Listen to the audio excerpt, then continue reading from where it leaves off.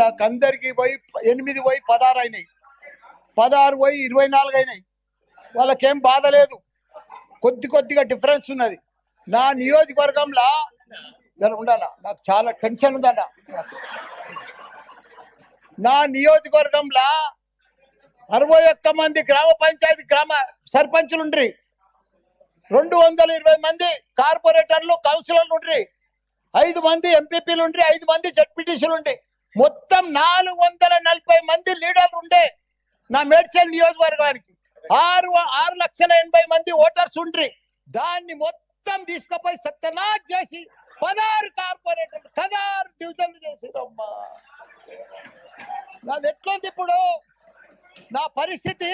అమ్మా, నా మేడ్చల్ దేశంలోనే నంబర్ 1 నియోజకవర్గం ఉండే, 7 మున్సిపాలిటీలు, 3 కార్పొరేషన్లు, ఇంత పెద్ద నియోజకవర్గాన్ని తీసుకుపోయి 14 తీసుకొచ్చి జిహెచ్ఎంసీలో కలిపిరమ్మా. కల్పుల్ని, మాకు బాధ లేదు. కానీ ఇప్పుడు ఉండనా, నా ఫ్లో అయిపోతుంది. మీరేమో బాగా అలా, ఇక మీకు 2 నెలలు ఉంది, ఇక మీరు ఉరుకులాడకూరి. మీరు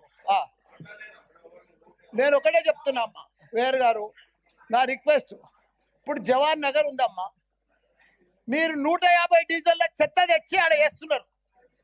దాన్ని ఇప్పుడు జిహెచ్ఎంసీలో కలిసిర్రు. మొత్తం మా టిఆర్ఎస్ ప్రభుత్వం ఉన్నప్పుడు 300 కోట్లు పెట్టి దానికి క్యాపింగ్ చేసినాం. మా 250 కోట్లు పెట్టి మురికి నీళ్ళు అంతా ఫిల్టర్ చేసినాం. కానీ ఇప్పుడు 2 ఏళ్ల సంధి కాంగ్రెస్ ప్రభుత్వం వచ్చిన సంధి చూసే దిక్కులేదు.